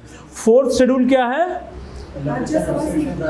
राज्यसभा के में स्टेट और यूटी से कितने लोग जाएंगे उसके बारे में बात करता है। 5th और 6th शेड्यूल ट्राइब्स और ट्राइबल रीजन्स के बारे में बात होता है। 9th शेड्यूल एक है, इसी तरह से क्या है नहीं 10th है एंटी डिफेक्शन लॉ, हाँ, जो 52nd अमेंडमेंट से आया था 1985 में। लेकिन यहाँ here we are talking about 9th schedule. तो 9th शेड्यूल में जिस कानून को दे दिया गया, खास करके लैंड रिफॉर्म से संबंधित कोई कानून अगर है, क्योंकि हम लैंड का ही पढ़ रहे हैं ना, प्रॉपर्टी से रिलेटेड, तो उसमें चूँकि इसमें है तो एलिमेंट 31 ना, तो 31 एसेंशियली प्रॉपर्टी से रिलेटेड था, लेकिन इसमें लग गया तो वो चीज़ जमीन से ही संबंधित होगा। तो भूमि सुधार संबंधी कोई कानून अगर 9वीं अनुसूची में डाला दिया गया है तो उसका न्यायिक पुनरावलोकन जुडिशियल रिव्यू नहीं होगा।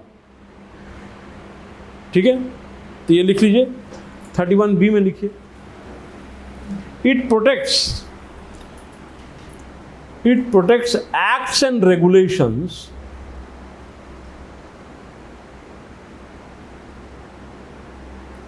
in the 9th schedule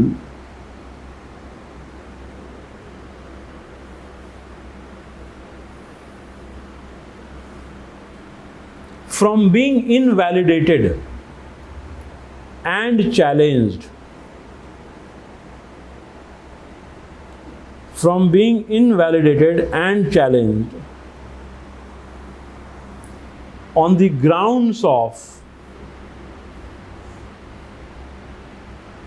contravention, on the grounds of contravention of fundamental rights under Article 14 and 19. अब इसको पढ़िए।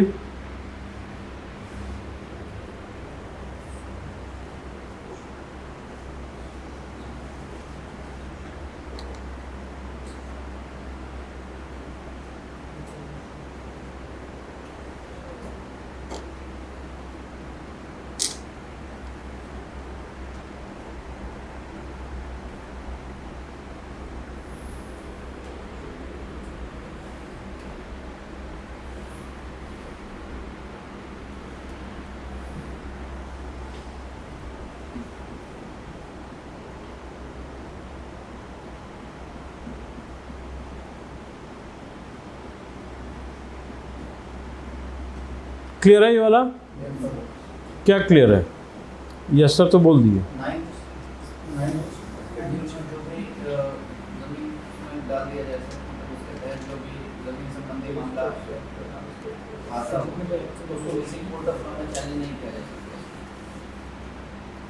इसमें एक केस आया था 2007 में। कब आया था?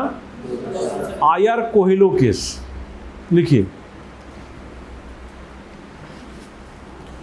in the judgment of Supreme Court, in the judgment of Supreme Court,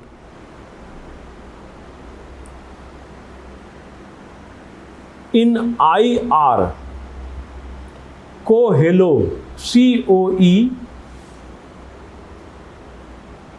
Coelho, L-H-O कर, Coelho, C-O-E-L-H-O case 2007,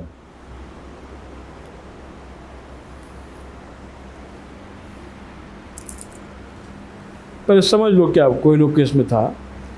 इसमें सिर्फ इतना ही था कि केशवानंद भारती केस 24 अप्रैल 1973 में जो जजमेंट दिया गया, उसके बाद और उसके पहले, यानी उसके बाद जो लॉ आया है 9th शेड्यूल में, दो तरह से आएंगे।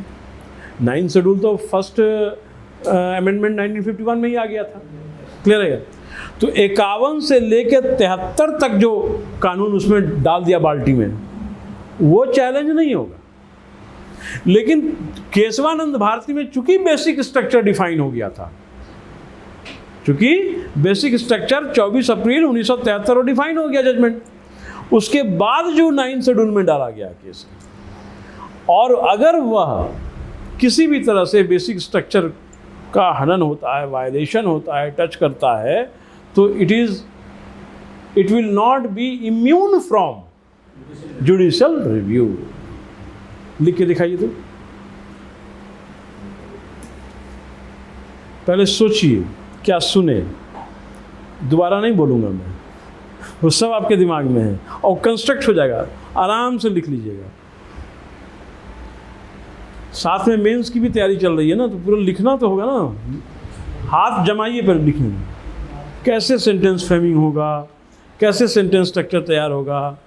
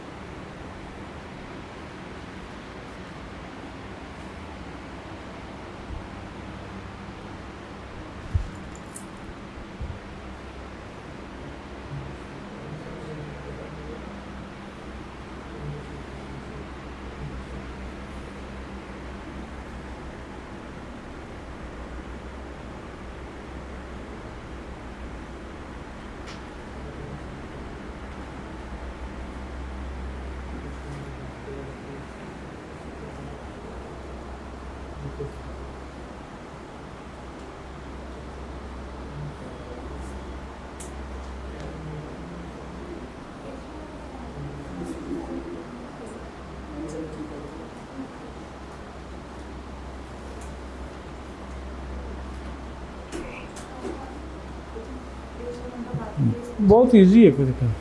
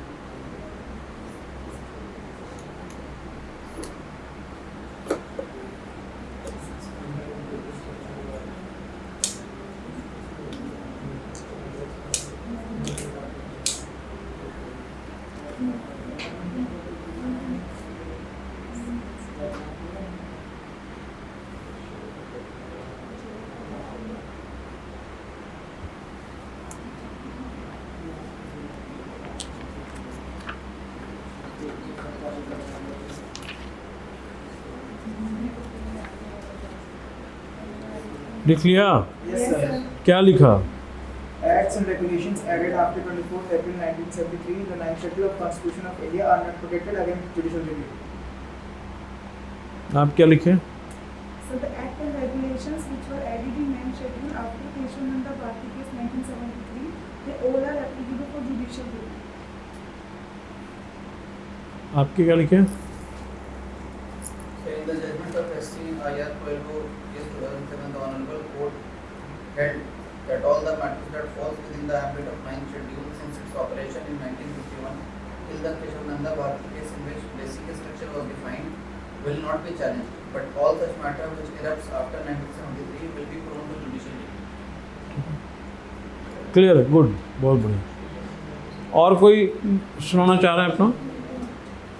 आप कुछ लिख पाए? कुछ नहीं? कुछ लिखे, दिखाइए, लिख के क्या लिखा है? कोई आप समझ में आया आपको? देखो, 24 अप्रैल 1973 के पहले का मामला और 24 अप्रैल 1973 के बाद का मामला, पहले वाले जितने भी थे वो चैलेंज हो जाएंगे, लेकिन बाद वाले चैलेंज नहीं होंगे, on the ground that it contravenes 14 and 19। Clear है? अब आ जाइए 31C पे।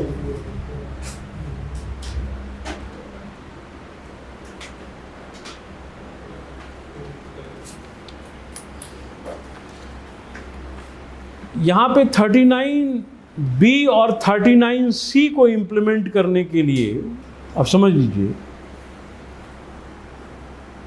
Directive principle of state policy का 2 सब आर्टिकल है, 39B और 39C। क्लियर है?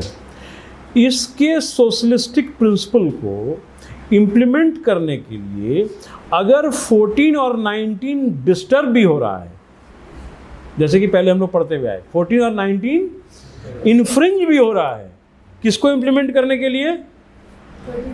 39B और 39C को, तो वह भी चैलेंज नहीं होगा। अब 39B क्या और 39C क्या है, पहले लिख लीजिए 39B और 39C। नोट डालिए 39B, इसका पहले आएगा 39B।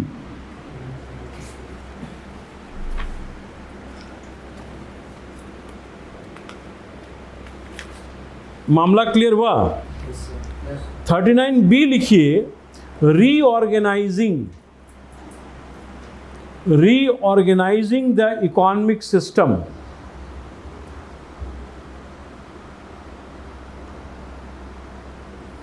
Reorganizing the economic system in such a way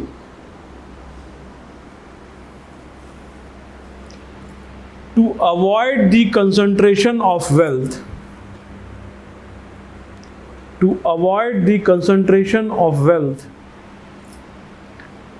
in few hands, in a few hands। ये हो गया 39B। अब आइए 39C पे,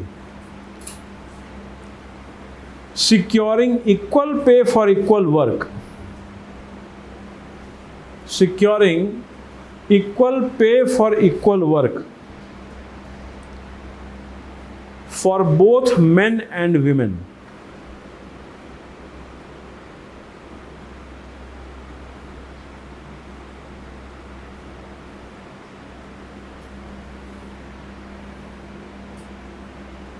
अब यहां पे एक होमवर्क है आपका। अब आप ये समझिए 39B और 39C को भी इंप्लीमेंट करने के लिए अगर 1419 इन्फ्रिंज हो रहा है तो वह भी चैलेंज नहीं होगा। अब यहाँ पे एक क्वेश्चन आता है कि कैसे 39B और 39C 14 और 19 को इन्फ्रिंज कर सकता है। देखिए, how article 39B and 39C can infringe or damage article 14 और आर्टिकल 19। ये आपका होमवर्क है। क्लियर है?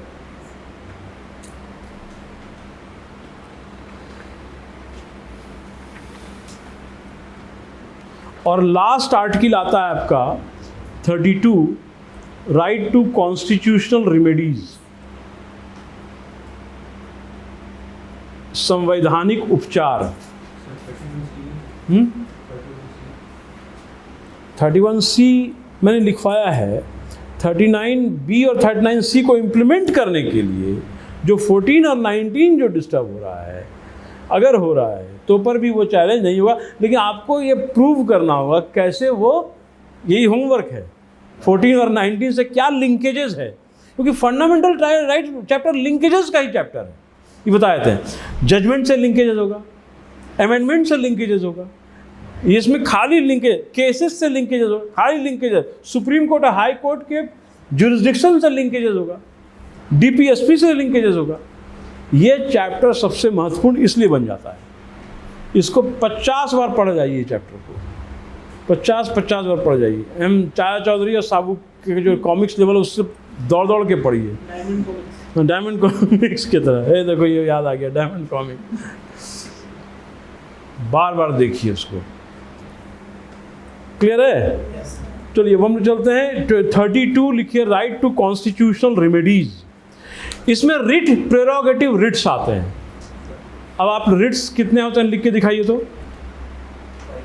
लिखो लिखो एकदम सीक्वेंस में आना है, एकदम सीक्वेंस में लगा।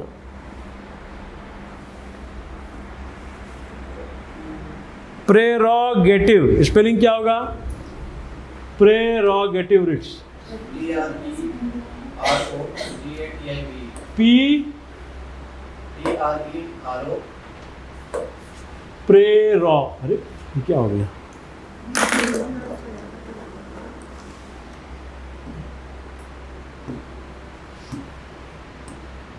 प्रेरो प्रेरो प्रेरो हो गया, गेटिव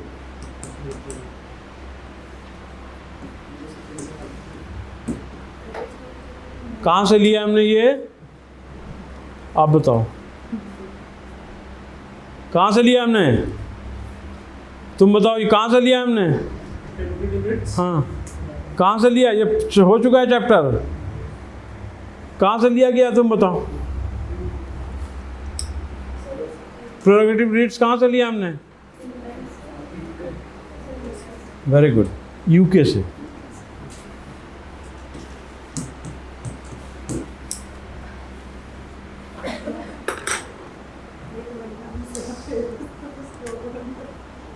पहला है हेबियस कॉर्पस।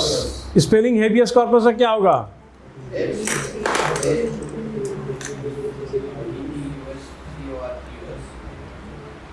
पहला जो है वो है हेबियस कॉर्पस।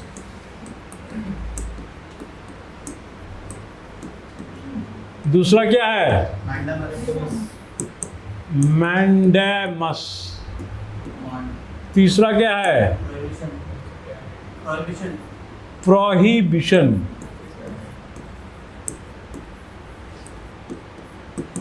चौथा क्या है? सर्टी, सर्टिफिकेट का सर्टी हो, री, एकदम इजी है, री, रोमा का री, सर्टी और री, सब लैटिन वर्ड है। उसके बाद और भयानक है को वारंटो, वारंटो, डबल वारंट निकलता है ना, को वारंटो।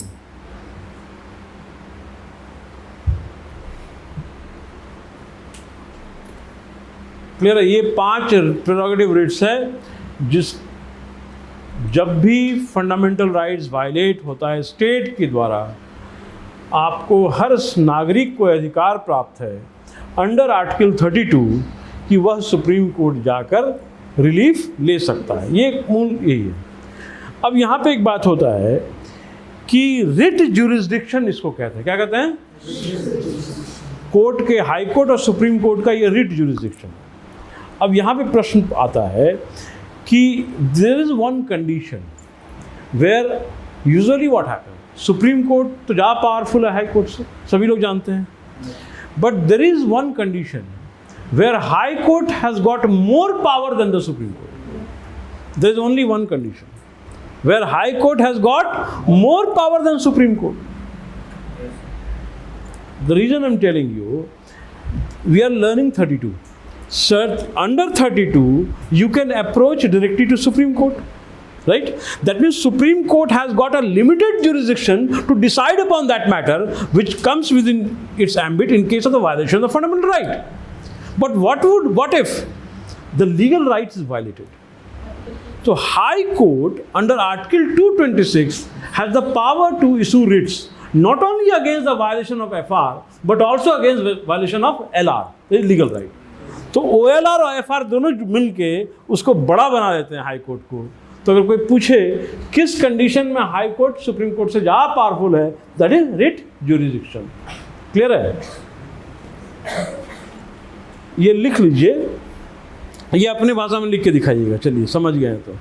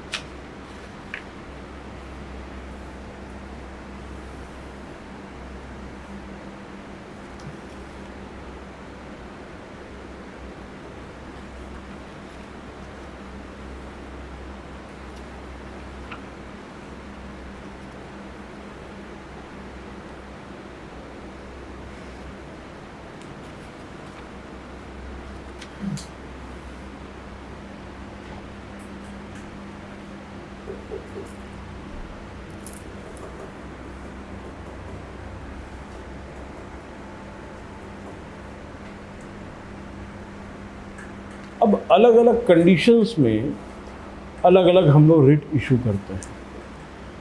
जैसे लीगैलिटी ऑफ द अरेस्ट को एग्जामिन करना है. जो करना है legality of the arrest to bring the body of the person. Habeas corpus करेंगे.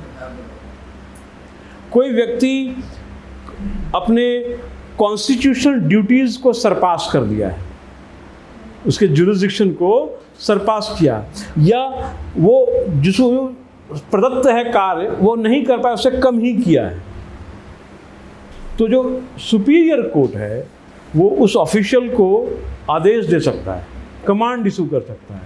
That is mandamus. अब कल तक हमारा ये सीट था, हमारा सीट था, हम छुट्टी पे चले गए. हम इसको इस भाषा में समझो कि छुट्टी पे चले गए. कल को नया इनकम्बेंट इस पोजीशन पे आ गया, लेकिन अब हम भी क्लेम कर रहे हैं इस पोजीशन को ना, इस पर तो हम थे ही, लेकिन कार्यालय का कार्य हानि होने ना हो इस कारण से किसी दूसरे व्यक्ति को यहाँ बिठा दिया ना. क्लियर है. तो हमारे लीगैलिटी ऑफ द क्लेम की जब एग्जामिनेशन हो यहाँ पे तो को वारंट हो जाता है. क्या होता है? को वारंट. क्लियर. अब कोई जजमेंट दे रहा है और हम चाह रहे हैं कि हम जानते हैं कि वो जजमेंट हमारे फेवर में नहीं आएगा, तो हम प्रिवेंटिव एक्शन ले रहे हैं ना. क्या रहे हैं? प्रिवेंटिव एक्शन ले रहे हैं कि इसको एक दूसरे कोर्ट में ट्रांसफ़र कर दिया जाए. तो प्रोहिबिट हो गया. प्रोहिबिशन वो हमने कोर्ट से ले लिया आदेश कि हम आपकी अदालत में आदेश नहीं सुनेंगे, हम इनकी अदालत में सुनेंगे. ठीक है. जज तो ये भी है ना, तो हमारा ये राइट बनता है. हम तो ये राइट जो मिला हमको, इसको क्या बोलेंगे? प्रोहिबिशन. ठीक है. इसी तरह से सर्टियोररी भी है. क्लियर है. फिर हम लोग जब इसी से लिंकेजेस जब जाते हैं हाई कोर्ट सुप्रीम कोर्ट के जजमेंट पे, जजेस पे, तो उसमें रिवाइजरी जुरिस्डिक्शन आता है. ठीक है. कि अपने दिए हुए निर्णय पे फिर से पुनर्विचार करना. ठीक है. क्योंकि जो कोर्ट है, हाई कोर्ट या सुप्रीम कोर्ट, एक कोर्ट ऑफ रिकॉर्ड्स भी है, तो वो रिवाइज वे में जजमेंट भी दे सकती है. तो इस तरह से इसको हम लोग देखेंगे. और वैसे 32 के बाद 33, 34, 35 तक है. कुछ आर्म फोर्सेस के एक्ट हैं जो कि जिनको कि एग्जेम्प्ट किया गया है in derogation of the fundamental rights, तो वो हम लोग 33, 34 में पढ़ते हैं. मार्शल लॉ के बारे में पढ़ते हैं. तो ये 34 तक हम लोग 35 तक इसको कवर अप करते हैं. और 36 से हमारा स्टार्ट हो जाता है नया चैप्टर, दैट इज DPSP. तो हम लोग अगले क्लास में रिट्स को डिटेल्ड में डिस्कस करके, that will be on Monday hopefully, and on Sunday we have exam, we have test. The test comprises MCQs along with subjective questions. ठीक है. क्लियर है. दोनों होंगे जिसका कि उसी समय निपटारा कर दिया जाएगा. And will have a separate topic. You decide the topic. सभी लोग डिसाइड कर लो टॉपिक. मैं भी एक टॉपिक डिसाइड कर जो कि एकाएक आपको दूंगा. ठीक है. अब तुम्हें किसे बोलूँगा स्टार्ट करने में. अब भागना मत तुम. You have to initiate the discussion. Clear है? Any question? ठीक है. Okay. Thank you all. Thank you.